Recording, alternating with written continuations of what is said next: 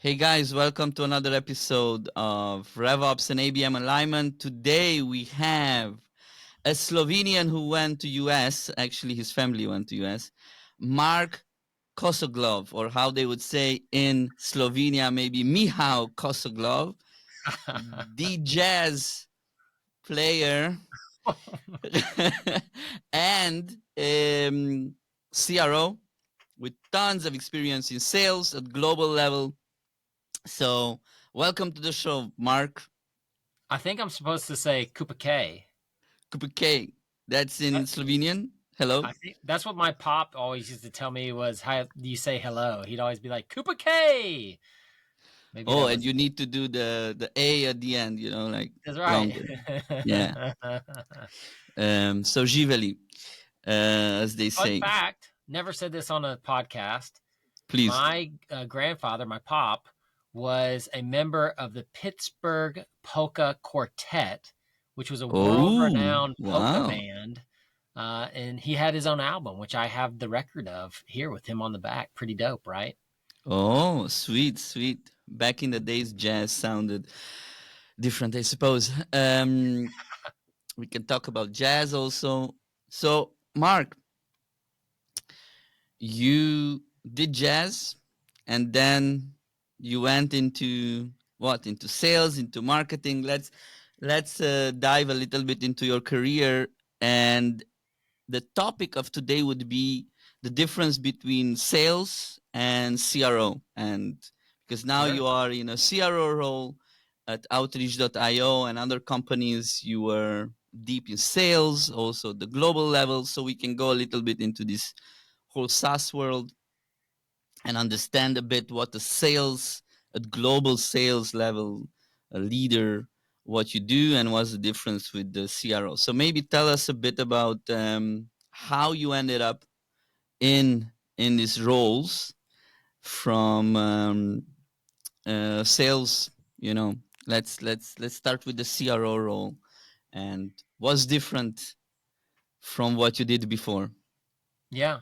Well, listen, at Outreach, I was all about sales. I had the AEs. When I started there, I had SDRs, AEs, SEs, but we quickly moved to a place where I used my specialty, which was sales, and I ran the AE org globally at Outreach. You know, at Catalyst, and actually when I was leaving Outreach, one of my requirements was I needed to own the entire customer journey. I Mm. couldn't anymore live in an environment where I only owned a slice of it and couldn't architect an entire customer journey that maximized value creation and revenue production from customers. So when I went to Catalyst and all the companies that I interviewed with, I said, listen, what I want to do is I know I don't have a ton of experience doing success and support and some of those other functions, but I think that that's probably a benefit because I think a lot of those systems are broken. And when I was talking to a bunch of leaders, um, and when I was taking the position and trying to figure out what was an area that I felt like could use a lot of innovation, what kept coming up over and over again was post sales, and it's a black box. People didn't really understand what post sales does. The word strategic advisor is too ambiguous.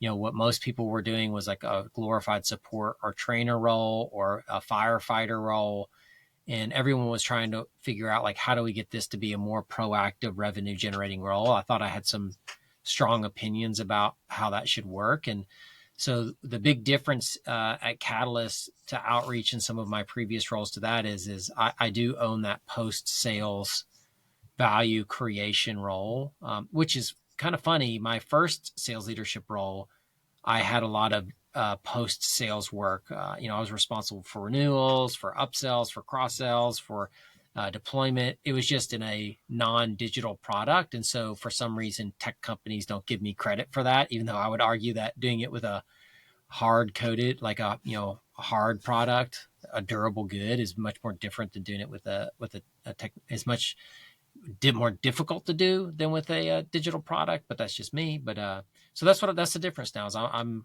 making sure that my team makes good on the promises that my sales team makes in the sales cycle.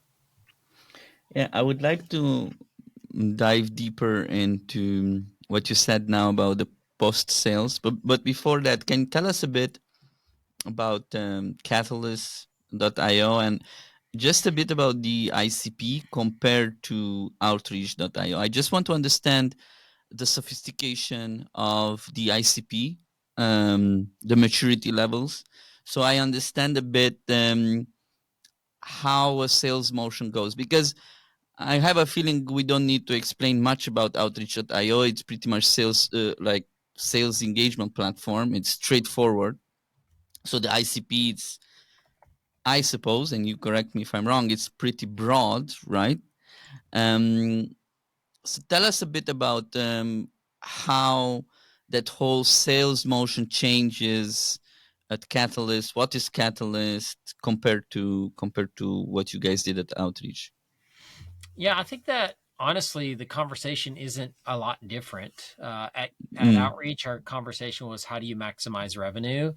But that conversation was pre-sales. How do you use prospecting and deal health and things like that to deliver your acquisition customer or that new customer to the business? mm-hmm.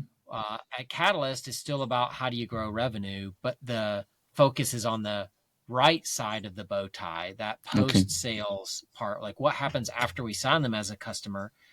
And I see, like right now in the market, there's a lot of headwinds around what's going on with top of funnel investment. I just read something that in the last 3 years, top of funnel marketing investment has gone down from 17% down to 11%. That's a major drop in ROI in that level of what you're trying to do to drive new acquisition. That plus, a lot of, discounting is up the highest it has been in the last 5 years. Our total economic condition is worse, is measured by like we have the highest crime rates we've had in 25 years, and people are more reluctant to buy. We see longer sales cycles from Salesforce, 20% longer in the last 12 months. I think that all of that signifies that maybe top of funnel isn't the place to look for growth right now. Mm-hmm. Maybe it's in your customer base. And that's the conversations that we're having with revenue executives is, 92% of the lifetime value of a customer happens post sale. So after you sign that first contract, 92%. Now that makes sense because if you sign a $100,000 customer and then they grow every year and renew for 4 or 5 years, you can easily see how that adds up to a lot more revenue than just the $100,000. But unfortunately, most revenue executives spend 90% of their time on acquisition based problems. And I believe that that has been so optimized that at this point, there's just not much juice left in the squeeze, Romeo. Like there's just not much left there. Versus there's a whole pack of oranges on the post sale size that if you just give them a little squeeze, you get a whole pitcher of orange juice. So, like, why are we spending so much time squeezing something that there's not much left in? I was saying this in other episodes, but I believe it's also one is the economical situation we are in today, but also let's be honest, the big guys, the market tech, they were teaching us to bring in those leads, right? Like from Mm-hmm. ebooks and white papers and what's so not, right? So because they were making their money from how many contacts you have. Like look at HubSpot, right? Like if you look at the pricing model that they had before the marketing contacts, it was all about bringing in more contacts. Doesn't matter if they convert or not, but bring in more, and then you will convert them with lead nurturing. So that was the, let's say, narrative. And now, and obviously the new business uh, pipelines and the whole sales funnel and everything that we have, it's so hard to convert those deals.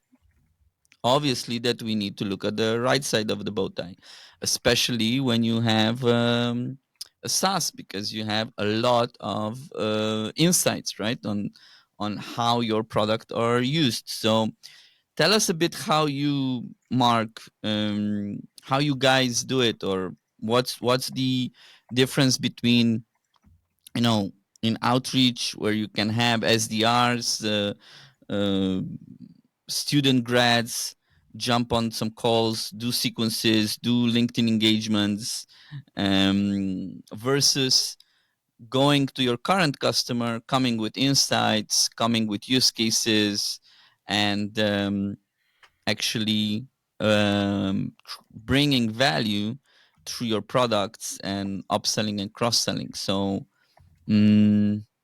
what's the motion, what's the difference between the two? um, I think you have to start with this fundamental understanding that there's two basic business models. Well, maybe more, but there's two major business models for software. One is the perpetual license model, which basically says we will sell you a license of software that you will own in perpetuity. And because you own it forever and there may not be upgrades, and this is like an older school mentality, like when you used to sell Office on the DVD, there's this high upfront cost. And so the onus for value creation is on the buyer because they're putting a bunch of money in. They have to have this software for a long time, and cost of switch is just too high. So they have to figure out how to get value. The SaaS business model says low upfront cost, ease to switch, but we get this beautiful recurring revenue that happens over and over again. So over time, we get way more profitable and we can keep a customer. The SaaS business model requires that you give recurring impact to your customers in order to keep and retain that recurring revenue.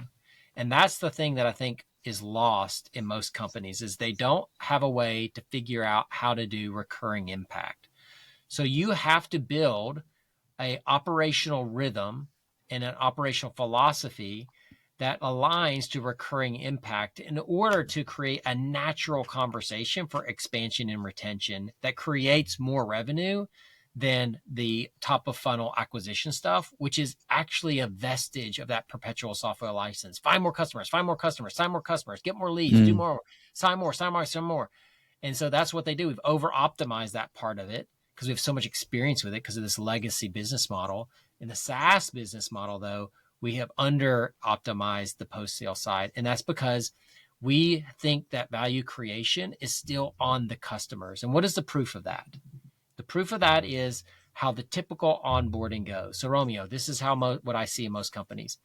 There's this onboarding phase where you get everything implemented, you get everything built out, nobody's in the platform, so there's no value. Then all of a sudden now we're ready to launch and we get users in and there's excitement and there's this training. There's this massive uptick in value. At the end of that process, what does everybody do? They breathe a sigh of relief. Oh my God, they're implemented. Let's let them run for a while and they'll find their way to value. And what happens is value plateaus. And we have this long period where value plateaus. And guess what people don't do when value's plateaued? They don't buy more. They don't expand. Why? Because they're not increasing the value. And then what happens over that annual contract is as we get towards the end of it, people get used to the software. Now we're battling to keep users engaged because there's nothing new about it. There's nothing exciting about it. It just becomes part of their boring job that they don't like. So the value actually starts to wane as we go in for the renewal. And now we have the customer asking us, what have you done for me lately? And we can say nothing as software providers because everything we did was at the beginning when we deployed. You don't get credit for that. Humans are hardwired to ignore value that happened way in the past. And the way I know that is because of a concept called variable ratio reinforcement schedule. V2RS is a psychological thing that says, Romeo, you as a human will prefer small, infrequent, and unpredictable rewards for effort over large, predictable, and infrequent rewards. So basically baby steps. Yeah. So if I give you little bits of value along the way, you actually cumulatively, even if I don't give you as much value, you get more, you feel more rewarded for the effort you put in than if I just give you one big bang of huge value once a year or during a QBR or It's whatever. like it's like I know the jazz band that I go to every week or every month in Krakow here, because I go to a jazz bar, and I appreciate them more, and I think they are super talented. Versus when I go to some festival and I'm bombarded with bunch of jazz concerts, I think right? it's a great way to look at it. Yeah, you can listen to Spotify every day with your favorite jazz band, or you could go to a concert once a year.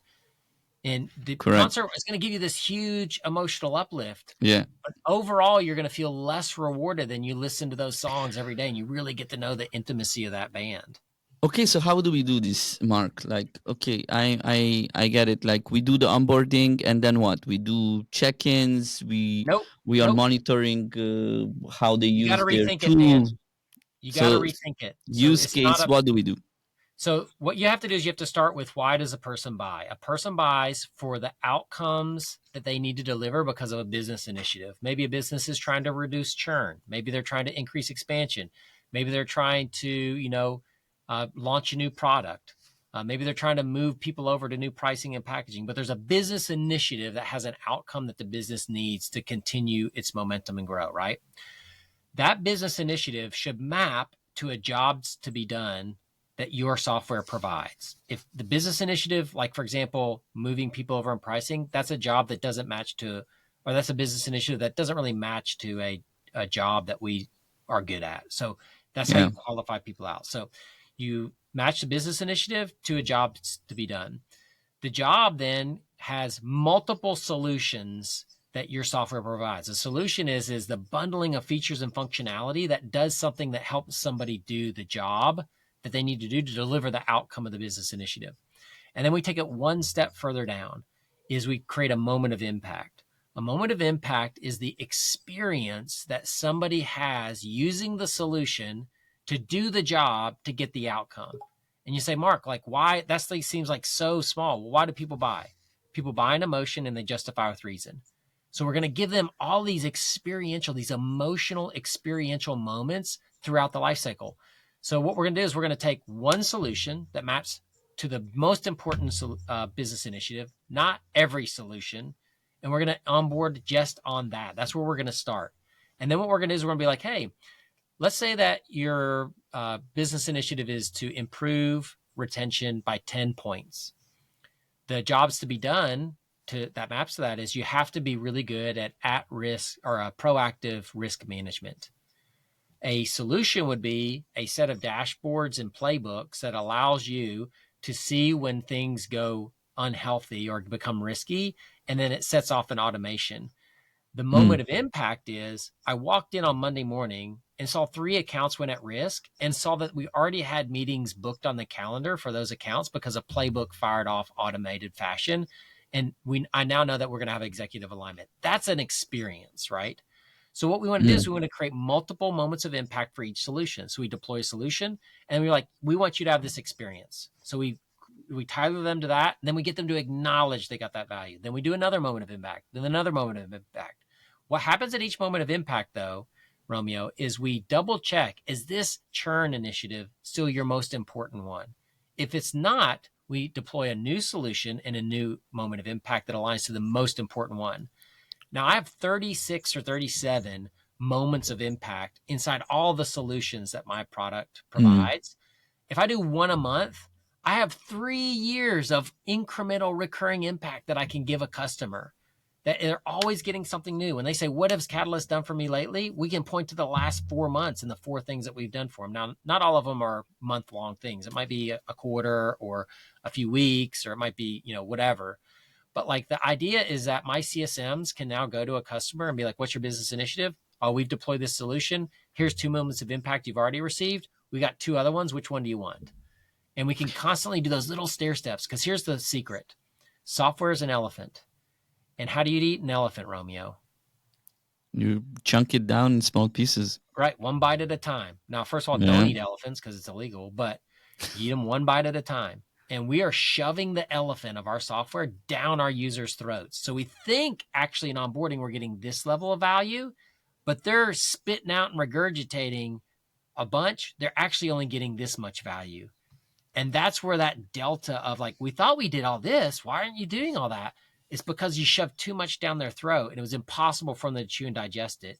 So that's why they're upset during the expansion phase, is they're not getting the value that they thought they were going to get. Yeah, that's an excellent point, and that's something that I learned a lot from Winning by Design. They have this the impact, moments Yeah. that matter. What you said, the moments of impact. I like that word better. And then there is the critical events. So these critical events in Catalyst, or where you worked, was it critical event of the company, meaning funding, merger and acquisition, new roles, or it was a critical event related to your um, onboarding or the experience that they have with you? I just want to understand a bit the difference between critical event and the moments of impact, or Yeah. how do you see it? So first of all, Jocko, who's the founder of Winning by Design, is a close personal friend, and I Mm, am borrowing a lot of their language here. So I want to make sure that they get credit for that. yeah. So the critical event to me is always external. It is Okay. always for So the funding, company you're yeah, for serving. example. Yeah. Like so, Mm-hmm. and so let's say I do a moment of impact, and we do that in what we call a value sprint. All right. It's like, Mm-hmm. hey, we're going to do this little value sprint. It might take us a month, 6 weeks, 2 weeks, or whatever it is to achieve this moment of impact. This is what we're going to do. When we're done, we're going to come back and tell you we did it and get you to acknowledge that it's happening. Right. Once we've done that, we're going to ask you for what's next. Now, when we ask you for what's next, that's when we say, is the business initiative that we're currently serving reduce or increasing retention by 10 points? Is that actually still the business? Oh, you know what? Actually, now you need to create like 2x expansion pipeline. That's more important than retention now. All right, now we're going to switch into give you a solution in a moment of impact that aligns to that. Can you That's give that me an critical event. example of value sprint? Yeah, a Just value to. sprint. So let's take that example we used earlier of I walk in on Monday, I see 3 accounts go at risk, and but I see that we have meetings booked for all of them because a playbook automatically fired off. All right, a Mm, value sprint will be making sure that we have the solution tuned to do that. We have the playbook in place to do that. And then we're monitoring, is that actually happening? And when it happens, then we go report it back to the business owner and be like, so we yo, have this is what happened. tactics and playbooks inside of those sprints. Okay, Yep. And got so it. that's where we would create the stuff that we need to make sure that moment of impact actually happens. But my director of our senior director of CS, Rob Asterchick, says this a lot: is creating the value is one thing, and that's Mm, important, but actually it's sort of meaningless if they don't acknowledge the value. And so a obviously. sprint includes the acknowledgement of value, not just the creation of it. Okay, so this an acknowledgement, I suppose, it's highly related to their jobs to be done and what is their impact actually, right? I mean, if it's not helping them and is not going towards the impact, then obviously it's not acknowledged. That's exactly Okay. right. Like if and you're off base, you're doing stuff they don't care about. And that's what's worse than that. You're doing work that nobody cares about. That sounds like the worst thing in the world. Okay, so now when we have the critical events, when you say what's next steps, it, how we deal with these critical events, is it something that we find out from, I don't know, press releases or LinkedIn, or is it something that we seek and we have a playbook on? Okay, we need to really understand what's happening in the company, like where these insights come from for the critical events. I think so again, what we have more conversations that matter because every executive wants to hear what have you done for me and what will you do for me next and what did I ask you to go do and did you actually do it? Like every Mm, executive wants to know that. So when we get in those conversations, the point of the conversation is a couple. One, show them what we did. Two, get them to acknowledge that the value actually happened. Three, find out what we're supposed to do next. And that aligns to what is the critical event or the business initiative that has changed and what we need to do with that. So that conversation is where we do it. That's where we find out what that critical event is. Like, oh, you just went from retention being important to expansion. Got it. Why is that? Okay, if we solve this for you and do this, is that going to be more valuable than continuing on the retention pipeline or progress? Yeah. All right, cool. Then we're going to switch over and align to what's important to you. I have a feeling, Mark, that this is so important, but still so underrated compared to the whole spiel of marketing and ABM and all the shiny top of funnel. But in the same time, it requires you to have high competencies and really senior team members to run this, right? So it's versus SDRs who are recent grads with no experience, and you can put them on outreach.io, on SalesLoft, whatever, and then they can start engaging with prospecting and engaging with customers on if you have some playbooks in place. So why do you think it was so underrated, and how do we flip it? How do we make sure that um, people understand that the right side of the bow tie it's way more important than the left side? So rephrase that again. I don't know if I quite follow. Like if you think about the competencies of who is doing the right side of the bow tie, Mm-hmm. like I feel that we need to have much senior and much more competent On the or right side, experienced than on the left left side, side. right? Because Uh, I, like, I don't know if I agree. Um, I think that the reason that you need more experienced people there is because the processes are so ambiguous and horrible. I think that yeah, so for exactly. me, this is what my CSMs do. We have a meeting every week with the CSM and their manager. They go through every single customer account every single week. And what they do is they start with the biggest one. And the question isn't what's going wrong here, or what are we doing? It is what's the next step that you're using to create value? And so they say, okay, well, this account, this is a business initiative. I have this solution deployed. This is the moment of impact that I'm working on. All right, when's your next meeting? All right, what are you going to do in that meeting? What are you going to accomplish? And what are you going to ask for next in that meeting? Mm, And so what you end up doing with that is, first of all, you create this repetition that burns a new neural pathway in the mind of the CSM about thinking about how to constantly create value creation according to the methodology that we have. And then the second thing that you do is that CSM leaves with a list of all of the stuff that they need to do that week. So they're super focused. And the last thing is we get to reinforce that methodology that shows like this is how you do your job. So I think that you could train somebody out of college to follow that progression and understand what to do, just like you do with an mm, SDR. The mm. problem is most CS orgs live on the backs of heroic efforts by really smart people that care a lot and work really hard. And this not like a process operationalized type of organization. They say they are, but I have very rarely seen one that Got it. actually is. They have playbooks, Hmm. but that doesn't mean anybody's using them. Okay, so on the left side, when we have the SDR, BDR, AE, what you're saying is that we have more playbooks, there are processes, and it's a more repeatable, and we have so many examples of companies who succeeded if they repeat the playbooks, right? And on the right side, we don't have that. Is it the right way, or do I understand it well? Say that again. So on the left side, we have processes and playbooks, and we have that proof because there are a lot of companies who implement those SDR playbooks or BDR playbooks. Versus on the right side, it's still not implemented. We don't have those playbooks, or they are not followed. Yes, I think the right side of the bow tie, the post sales organizations have not had the right tooling and the right visibility to understand are we doing the right things and are they actually delivering the outcomes that they're supposed to. So let me give you a great example. Let's say that an account goes at risk. There's a lot of tooling that will kick off a playbook automatically of what to go do.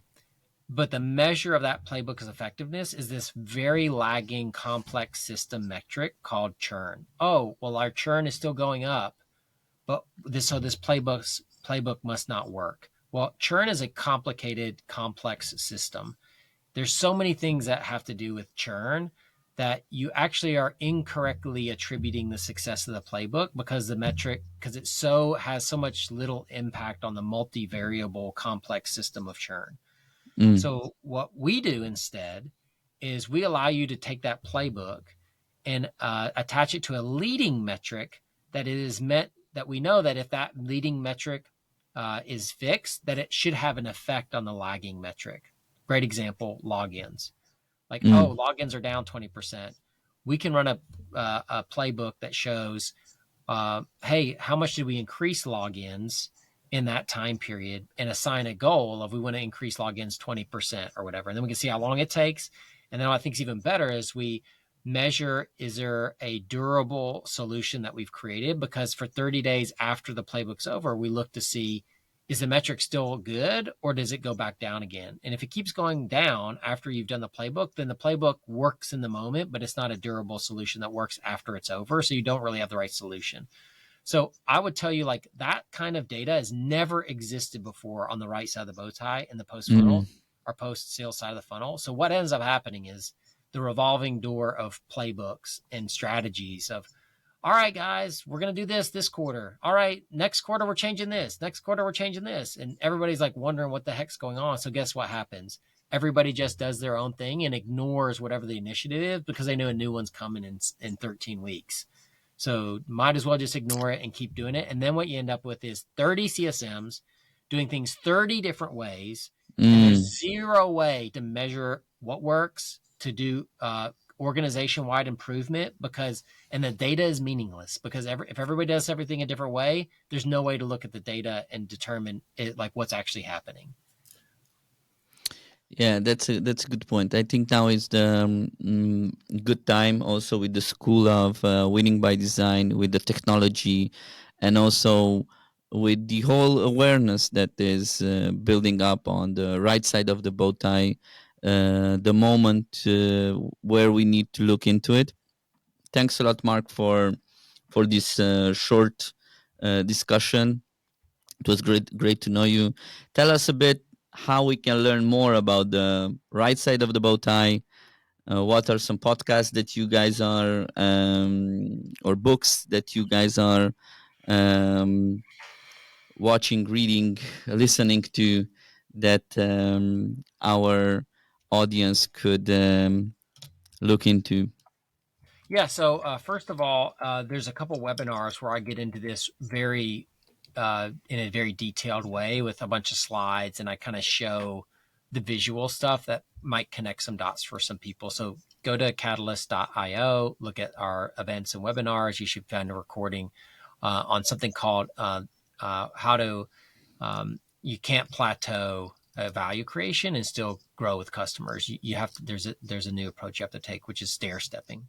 Mm-hmm. And I'm also on LinkedIn. I do a bunch of stuff on LinkedIn. That's the best way usually to find me. And then honestly, like if you don't subscribe to Winning by Design on YouTube and you haven't like just gone through their recurring revenue operating model content or their CS operating model content, that's a great way to like drastically increase your business acumen on how business models need to be operationalized inside of a company in order to take advantage of what that business model is supposed to do. You know, the beauty of SaaS is recurring revenue, but you have to provide recurring impact to access recurring revenue. Otherwise, you're fooling yourself and running a perpetual license business in a SaaS based model, which makes no sense. Yeah, and I think also this sales versus CS, the one that you guys did with Pavilion, it's a really good ebook to look into to see the differences of the left and right. Cool. Great. Thanks a lot, Mark, and keep in touch. See you on LinkedIn. See you, man. Take care. Bye bye.